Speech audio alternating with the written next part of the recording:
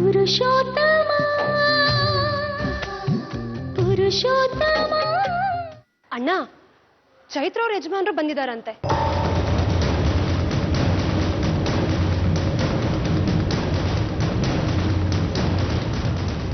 ಓ ಹೌದಾ, ಒಳ್ಳೇದೇ ಆಯ್ತು. ಶಗೋಸೆ ಸದ್ವಿಶ್ವೇ ದೇವ ಸೂಕ್ತವಾಚ ಪೃಥಿವಿಮಾ ಧರ್ಮ ಮಾಹಿ ಗೋಸೆ ಮಧು ಮನಿಷ್ಯೆ. ಪುರುಷೋತ್ತಮ, ಕನ್ಯಾ ರಾಶಿ, ಹಸ್ತ ನಕ್ಷತ್ರ. ನಾನೇ. ಮತ್ ನೀವು ಅದನ್ನೇ ಹೇಳಿದ್ರಿ.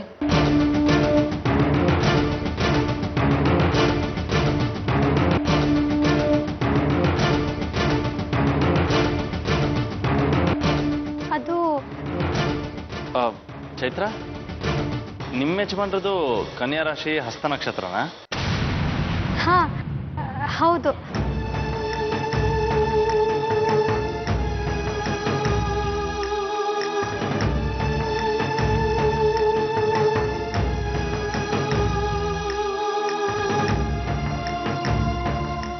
ವಾಟ್ ಅ ಕೋಇನ್ಸಿಡೆನ್ಸ್ ಅಲ್ವಾ ಪುರುಷೋತ್ತಮ ಅವರೇ?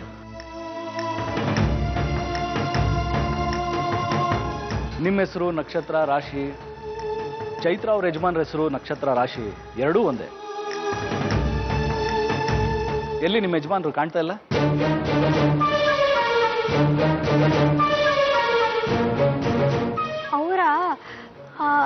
ಅವರು ಇಲ್ಲೇ ಪೂಜೆ ಸಾಮಾನು ತಗೊಂಡ್ ಬರ್ತೀನಿ ಅಂತ ಹೋದ್ರು. ಅವ್ರು ಹಾಗೆ ಬಿಟ್ರೆ ಕೈಗೆ ಸಿಗಲ್ಲ.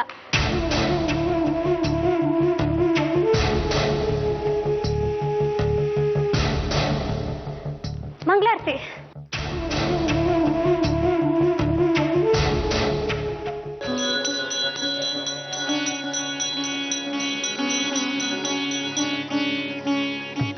ನನ್ನ ಗಂಡನ ಮೇಲೆ ಯಾವ ದೋಷಾರೋಪನೂ ಬರ್ದೇ ಇರೋ ಹಾಗೆ ನೀನೇ ಕಾಪಾಡಬೇಕು ಭಗವಂತ.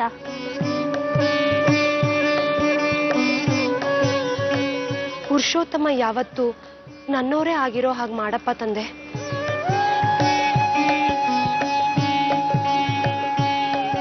ದೇವ್ರೆ, ನನ್ನ ತಂಗಿ ಆಸೆನ ಈಡೇರ್ಸಪ್ಪ.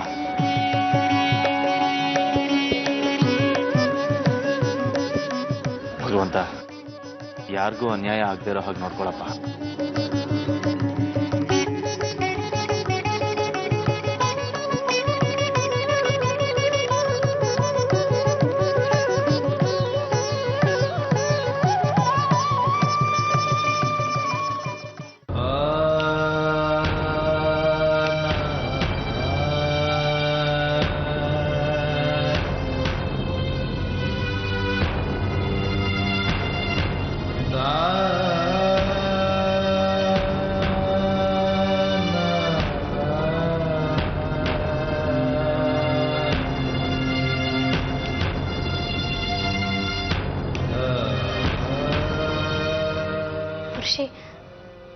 ನಿನ್ನ ಟೆನ್ಷನ್ಗಳಿಂದ ಆಚೆ ತರೋಣ ಅಂತ ಹೊರಗಡೆ ಕರ್ಕೊಂಡು ಹೋಗಿದ್ದೆ ಕಣೋ. ಆದರೆ ಈ ಥರ ಎಲ್ಲ ಆಗುತ್ತೆ ಅಂತ ನಂಗೆ ಗೊತ್ತಿರಲಿಲ್ಲ. ಎಲ್ಲದಕ್ಕೂ ನಾನೇ ಕಾರಣ ಆಗ್ಬಿಟ್ಟೆ. ಸಾರಿ ಪುರುಷಿ. ಆಗಿರೋದಕ್ಕೆಲ್ಲ ಯಾಕೆ ನಿನ್ನನ್ನು ಕಾರಣ ಮಾಡ್ಕೋತೀಯ ನೀನು? ಸ್ವಲ್ಪ ಕಾಫಿ ತೊಗೊಂಬಂದ್ಕೊಡ್ತೀಯಾ? ಸರಿ ಕಣ.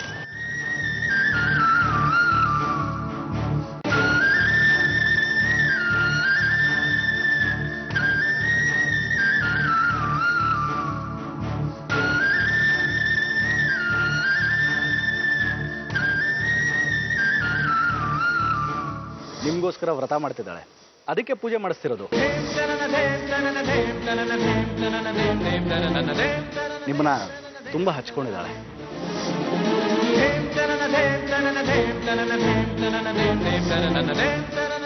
ನನ್ನ ಕಾರಣದಿಂದ ಎಲ್ರಿಗೂ ಸಮಸ್ಯೆ ಆಗ್ತಾ ಇದೆ. ನನ್ನ ಮೌನ ವಿಜಿಗೆ, ಸಹನಂಗೆ, ಚೈತ್ರಂಗೆ ಎಲ್ರಿಗೂ ಸಮಸ್ಯೆ ಆಗ್ತಾ ಇದೆ. ಹೀಗೆ ಬಿಟ್ರೆ ಈ ಮೌನ ದೊಡ್ಡ ಆಘಾತ ಮಾಡುತ್ತೆ. ಹಾಗಾಗದಕ್ಕೆ ಬಿಡಬಾರ್ದು. ಹೌದು, ನಾನು ಇವತ್ತೇ ಶೇಖರ್ನ ಭೇಟಿಯಾಗಿ ಎಲ್ಲ ವಿಷಯನೂ ತಿಳಿಸ್ಬಿಡ್ಬೇಕು.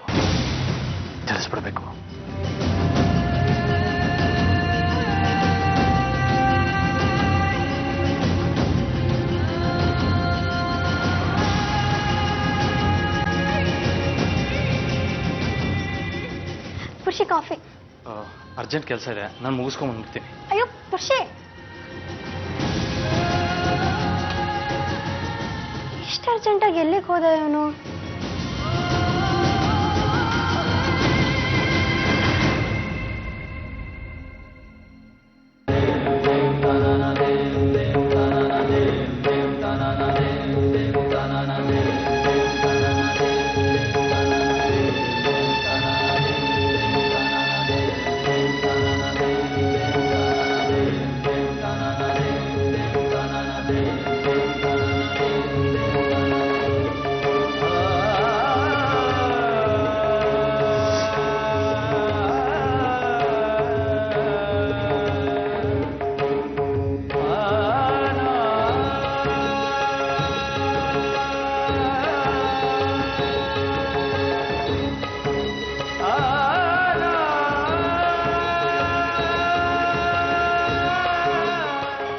ವಿಧವೆಯರು ಹೊಸಲ್ ಪೂಜೆ ಮಾಡೋ ಹಾಗಿಲ್ಲ, ತುಳಸಿ ಪೂಜೆ ಮಾಡೋ ಹಾಗಿಲ್ಲ,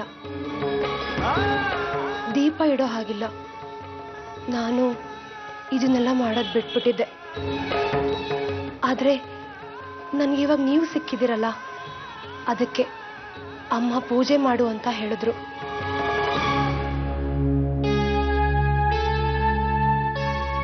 ನಾನೀಗ ಶುರು ಮಾಡಿದ್ದೀನಿ. ನನಗೆ ಈ ಅರ್ಹತೆ ಸಿಕ್ಕಿದ್ದು ನಿಮ್ಮಿಂದ. ನೀವು ಬಂದ್ಮೇಲೆ ನನ್ನ ಬದುಕು ಬದಲಾಯಿತು. ಇದಕ್ಕೆ ಕಾರಣ ನೀವೇ.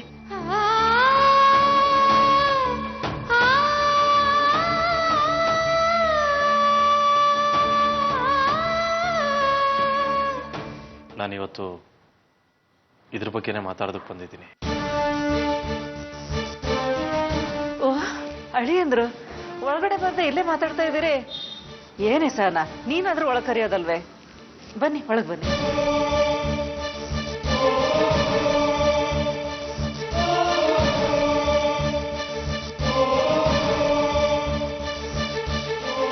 ಬನ್ನಿ. ಶೇಖರ್, ಶೇಖರ್, ಪರವಾಗಿಲ್ಲ, ಕೂತ್ಕೊಳ್ಳಿ. ನೀವು ಮಾತಾಡ್ತಾ ಇರಿ, ನಾನೀಗ ಬರ್ತೀನಿ.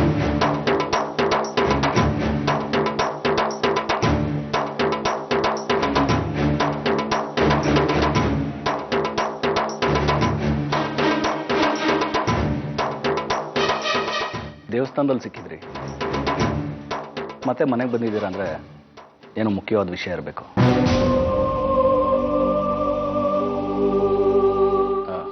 ಅದಿರಲಿ, ನಿಶ್ಚಿತಾರ್ಥ ನಿಂತೋಯ್ತು. ಮತ್ತೆ ನಿಶ್ಚಿತಾರ್ಥ ಮಾಡೋದು ಬೇಡ, ನೇರವಾಗಿ ಮದುವೆ ಡೇಟೇ ಫಿಕ್ಸ್ ಮಾಡೋಣ.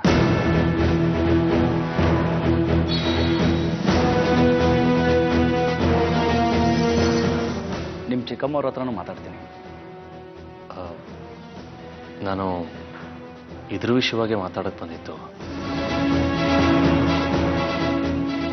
ನಾನು ಹೇಳೋ ವಿಷಯ ನಿಮಗೆ ಬೇಜಾರಾಗ್ಬೋದು, ಆದರೆ ಹೇಳಲೇಬೇಕು.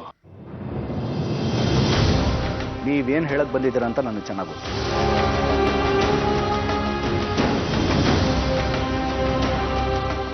ನಿಮ್ಮ ಅಕ್ಕ ವಿಜಯ್ ಜೊತೆ ನನ್ನ ಮದುವೆ ಆಯಿತು, ಸಂಸಾರ ಶುರು ಆಗಲಿಲ್ಲ.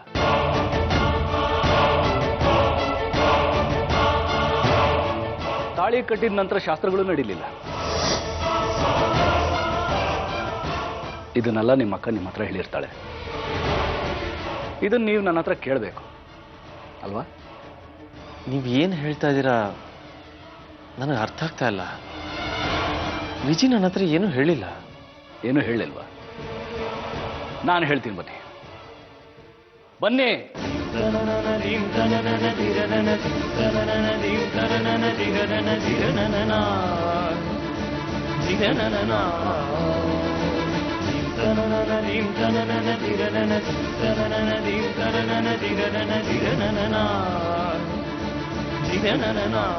ಇದು ನನ್ನ ಬೆಡ್ರೂಮ್, ಸಾರಿ, ನನ್ನ ಮತ್ತೆ ನನ್ನ ಹೆಂಡತಿ ಬೆಡ್ರೂಮ್.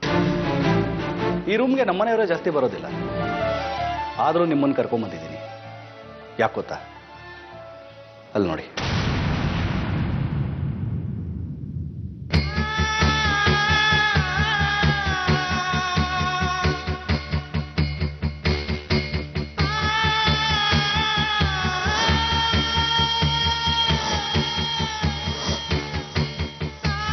ಇದು ನನ್ನ ಮಂಚ, ಅದು ವಿಜಿದು.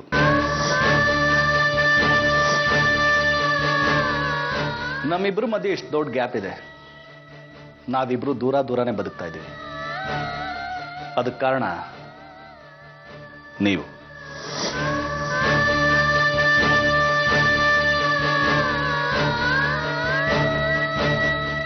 ಮಂಚ ದೂರ ಆದರೆ ಸೇರಿಸ್ಬೋದು, ಮನಸ್ಸು ದೂರ ಆದರೆ ಸೇರ್ಸೋಕ್ಕಾಗಲ್ಲ.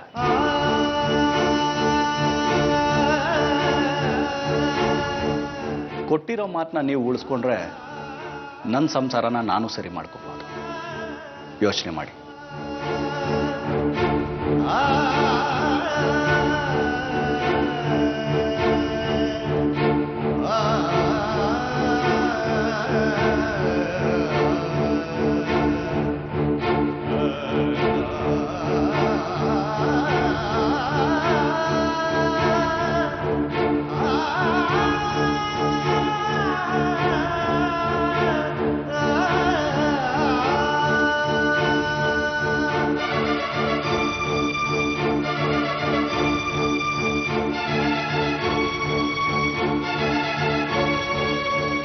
ಖುಷಿ, ಯಾವಾಗ ಬಂದೆ?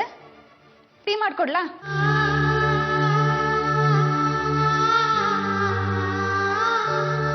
ಒಂದ್ ನಿಮಿಷ ಇರು.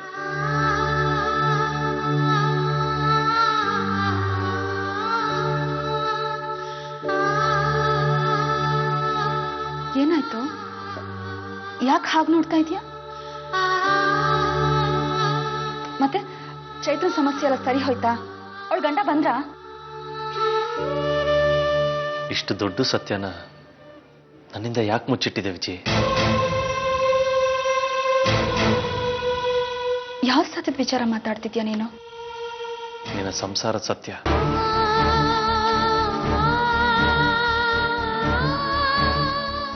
ನೀನು ನಿನ್ನ ಗಂಡ ಇವತ್ತಿನವರೆಗೂ ದೂರ ಬದುಕ್ತಿರೋ ಸತ್ಯ.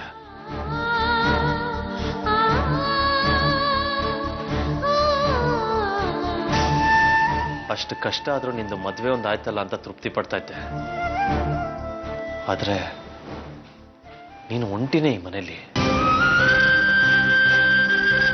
ಯಾಕೆ ವಿಜಿ, ಯಾಕೆ ನನ್ನ ಹತ್ರ ಹೇಳಲಿಲ್ಲ ನೀನ್ ಇದನ್ನ? ಹೇಳಿದ್ರೆ ಏನ್ ಮಾಡ್ತಾ ಇದ್ದೆ?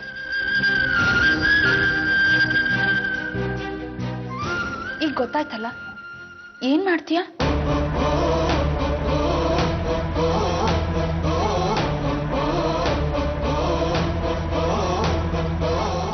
ನೀನು ಸಹನನ ಮದುವೆ ಆಗೋವರೆಗೂ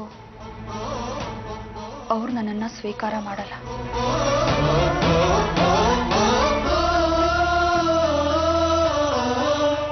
ಅದಕ್ಕೆ ಯಾಕೆ ಅಷ್ಟೊಂದು ಬೇಜಾರು ಮಾಡ್ಕೊಳ್ತಾ ಇದೀಯ?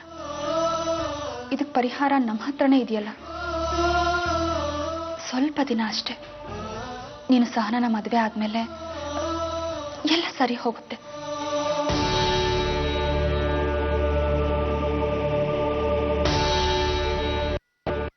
ವಿಜಿ, ಇದು ಯಾವತ್ತೂ ಪರಿಹಾರ ಆಗಲ್ಲ ಕಣೆ.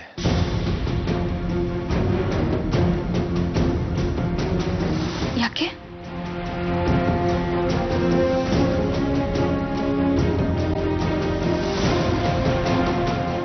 ಪುರುಷಿ,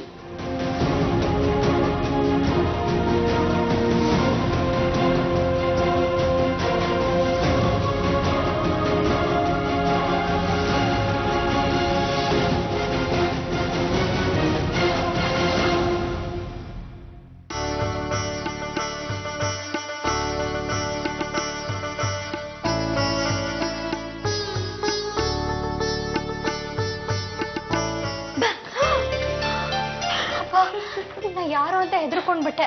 ನೀನಾ? ಹೆದರ್ಕೊಳ್ಳೋ ಅಂತ ಕೆಲಸ ಏನೋ ಮಾಡ್ತಿದೆ ಅನ್ಸುತ್ತೆ.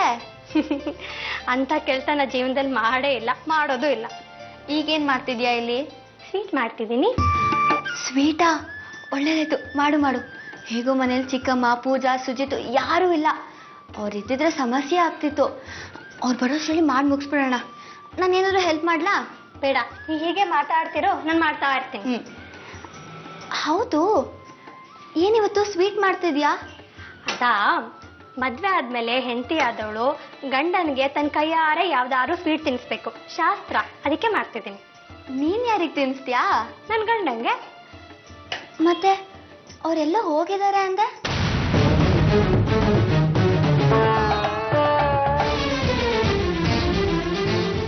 ಅದು ನನ್ನ ಗಂಡ ಅಂತೂ ಎಲ್ಲೋ ಇದ್ದಾರೆ, ಅವ್ರಿಗೆ ಮಾಡ್ಕೊಡಕ್ಕಾಗಲ್ಲ. ಅದಕ್ಕೆ ನಿಮ್ಗಳಿಗಾದ್ರೂ ಮಾಡ್ಕೊಡೋಣ ಅಂತ. ನೀವೆಲ್ಲ ತಿಂತೀರಾ ಅಲ್ವಾ? ಓ, ತಿಂತೀನಿ. ನೀನ್ ಇವತ್ತು ಮಾಡೋದನ್ನ ನೋಡ್ಕೊಂಡು ನಾನು ಮದ್ವೆ ಆದ್ಮೇಲೆ ನನ್ನ ಗಂಡನ್ಗೆ ಇದನ್ನೇ ಮಾಡ್ಕೊಡ್ತೀನಿ. ಎಷ್ಟು ಚಿಕ್ಕ ವಯಸ್ಸಿಗೆ ಎಂತ ಆಸೆ ನೋಡು.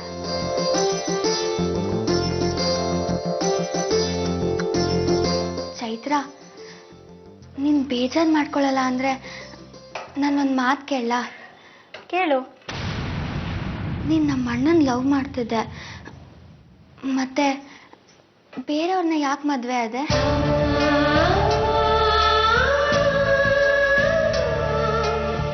ಪಲ್ಲವಿ, ನೀನಿನ್ನೂ ಚಿಕ್ಕ ಹುಡುಗಿ ಕಣೋ, ನಿಂಗೆ ಇವೆಲ್ಲ ಅರ್ಥ ಆಗಲ್ಲ. ಹೋಗ್ತಾ ಹೋಗ್ತಾ ನಿನಗೆ ಎಲ್ಲ ಅರ್ಥ ಆಗತ್ತೆ. ಪ್ಲೀಸ್, ಇನ್ಯಾವತ್ತೂ ಈ ಥರ ಪ್ರಶ್ನೆಗಳನ್ನ ಕೇಳಬೇಡ. ಸರಿ. ಹೇ, ಖುಷಿ ಬಂದ ಅನ್ಸುತ್ತೆ. ಅವನಿಗೆ ಸರ್ಪ್ರೈಸ್ ಆಗಿ ಸ್ವೀಟ್ ತಗೊಂಡೋಗಿ ಕೊಡೋಣ. ತಗೋ, ಪ್ಲೇಟ್ ತಗೋ ಬೇಗ.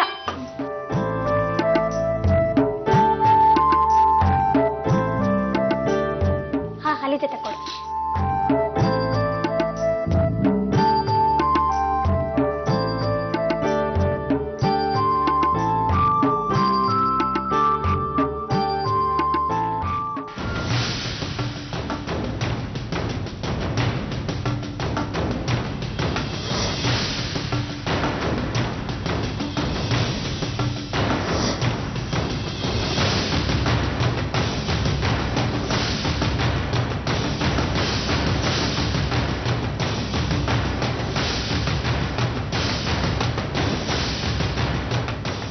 ಏನಿದು? ಕ್ಯಾರೆಟ್ ಹಲ್ವಾ. ನೀನೇ ಮಾಡಿದ್ದ ಅಮ್ಮ? ಅತಿಥಿ ಅಂದ್ರೆ ಹೀಗಿರ್ಬೇಕು ನೋಡಮ್ಮ. ನಿಮ್ಮನೆ ಅಂತಾನೆ ತಿಳ್ಕೊ ಅಂದ್ರೆ ಹಾಗೆ ತಿಳ್ಕೊಂಡ್ಬಿಡೋದಾ? ಮೊದ್ಲೇ ನಮ್ ಪುರುಷೋತ್ತಮ ಮೂಟೆಗಟ್ಟಲೆ ತಂದು ಹಾಕ್ಬಿಡ್ತಾನೆ. ದ್ರಾಕ್ಷಿ, ಗೋಡಂಬಿ, ಬಾದಾಮಿ ಎಲ್ಲ ತುಂಬಿ ತುಳುಕ್ತಾ ಇದೆ. ನೀನ್ ಮಾಡಮ್ಮ. ಸರಿ, ಈ ಕ್ಯಾರೆಟ್ ಹಲ್ವಾ ಮಾಡಿದ್ದು ಯಾವ ಕಾರಣಕ್ಕೆ ಅಂತ ತಿಳ್ಕೊಬೋದಾ?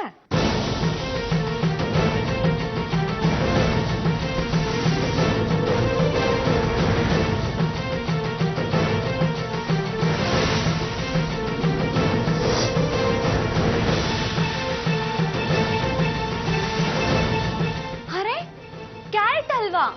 ಇವತ್ತು ನನ್ನ ಬರ್ಡೇ ಅಂತ ನಿಮ್ಗೆ ಯಾರು ಹೇಳಿದ್ದು? ಓ, ಪಲ್ಲವಿ ನೀನ್ ಹೇಳಿದ್ಯಾ? Thanks Pallavi, thanks Chaitra. ಅಮ್ಮ, ಇಷ್ಟು ವರ್ಷ ನನ್ನ ಬರ್ಡೇಗೆ ಯಾವತ್ತಾದ್ರೂ ಸ್ವೀಟ್ ಅಂತ ಮಾಡಿದ್ಯಾ? So sweet of you Chaitra. Thank you.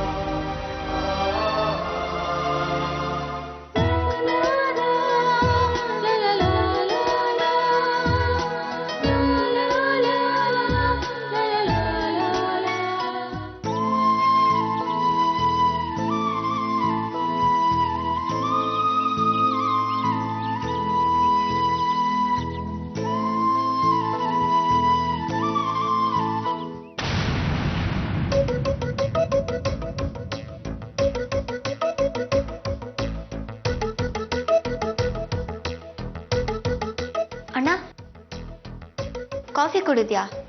Madam ನಾನು ಮುಖ ತೊಳ್ಕೊಂಬರ್ತೀನಿ, ಆಮೇಲೆ ಕೊಡು.